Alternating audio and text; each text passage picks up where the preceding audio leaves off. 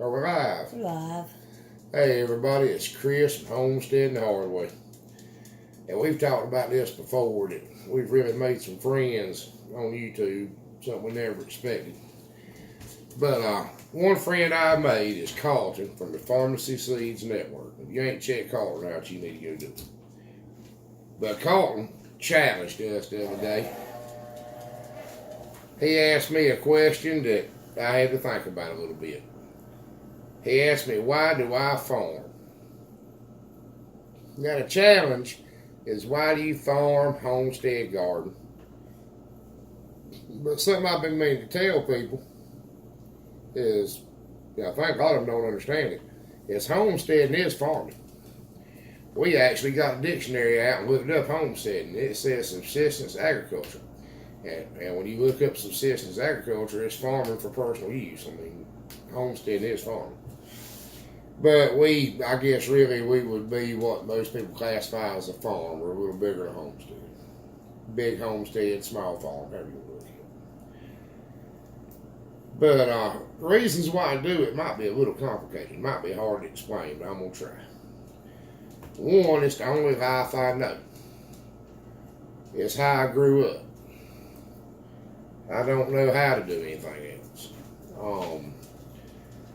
I was raised different than most people, and I thought it was just to understand that if you could, you grew as much of your own food as was possible. The next reason, it may kind of tie into the first a little bit, is my daddy, granddaddy, great-granddaddy, on both sides of my family, as far back as I know, were farmers. It's just a tradition. We've always done it. My daddy was just a farmer. I'm a farmer and a mechanic and a welder. I got a small shop out here in the yard. I work for myself. I do a whole lot of stuff, but I'm still a farmer too. I feel like it's almost an obligation that I need to keep doing what they did. The next way, and it ties into the first two too, is to try to keep the old ways alive. So many of the old ways are forgotten, that I want to try my best to keep them alive.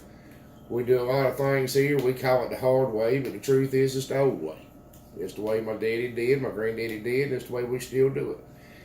We could buy more machinery and do things a whole lot easier, but we wouldn't get any better result, and in some cases don't get as good of a result. There's a little more actual physical labor in it, but you end up with a better finished product. The next one would be, I don't like store-bought food. I don't like vegetables out of a can. I don't like vegetables that have had preservatives coated on them to keep them fresh till I can eat them.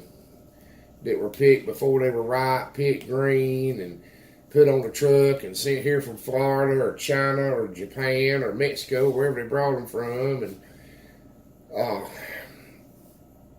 that's something else I'm going to tell y'all. Most people don't understand that a lot of stuff that'll hurt you on produce and vegetables, and it's not put on it by the farmer. It's put on it at the packing plant. It's put on it after it leaves the farm to keep it from rotting before you get it. That's where most of the dangerous stuff is. I can't eat a string bean coming from the grocery store. Corn. I don't want it. That's one of the reasons I like to grow my own food. Another thing is, I may just be a little bit crazy. Money-wise, it would probably be cheaper to go buy. There's a lot of things that would be a whole lot cheaper to buy than it is to make. Garden peas are, 3 cans for $1 on sale sometimes, and tomato juice is the cheapest thing in the grocery store. Eggs are 70 cents a dozen. A whole chicken's, I think we talked about that today, a whole chicken's $1.99 or $2.99. We were out there this morning dressing a chicken for supper tonight, and my neighbor pulled up and told me I was crazy. You could buy a whole chicken cooked for $3. But I know where my chicken's been. And another thing, this may sound a little corny too, but another thing is I wanted my boys to grow up with the knowledge and the skill set that they get from growing up on a small farm. There's a lot you can learn on a farm. A lot that you can learn that'll set you up for your whole life. And I think that skill set's important, and I think having it's helped me. I know it's helped me. I know it's helped me as much as anything, more so than any education I've ever had away from home. More than any college I ever went to, more than high school, more than anything. More than any trade school I've been to, any class on fixing tractors, any welding school. What I learned on the farm, my daddy, and the people that work with my daddy, and some other endeavors I've been in agriculture related have helped me more than anything I've ever paid for, anything I've ever paid to learn. And I think I've already said it. If you haven't gone and checked Colton out, you need to do it. But we're supposed to tag 5 channels. And we only gave, I don't know how many reasons that was. We only gave 5 or 6 reasons. Colton gave 10, but I really couldn't come up with 10. But we're supposed to tag 5 channels. And these are the channels I want to tag. I want to tag Little Jordan Farm. I want to tag Jim's In-Town Garden. I want to tag Kinfolk Farm at Georgia. I want to tag Yorkshire George. And I want to tag Skidmore Family Farm. I really want to hear their answers. I think that'll be really interesting. And I don't know why y'all do it too. And I want you to remember, you'll never apply a field but turn it over in your mind. And y'all have a good evening.